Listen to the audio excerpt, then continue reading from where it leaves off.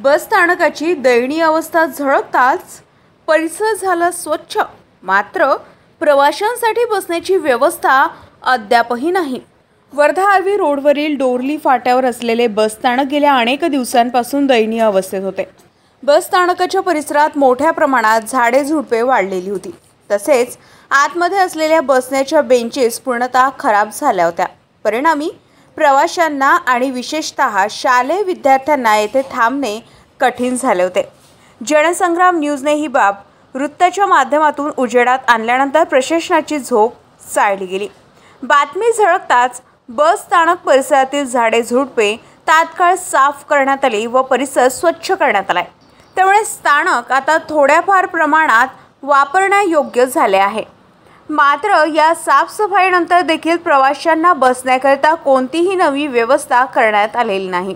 जुन्या तुटलेल्या बेंचेस अजूनही त्या ठिकाणीच आहे, ज्या पूर्णपणे निकामी झाल्या आहेत।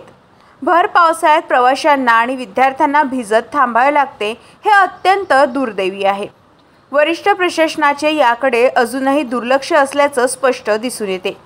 स्थानिक नागरिकांनी आणि प्रवाशांनी यावर तीव्र नाराजी व्यक्त केली असून झाडे झुडपे साफ केली ठीक आहे, पण बसण्याची सोय कधी करणार असा सवाल उपस्थित केलाय।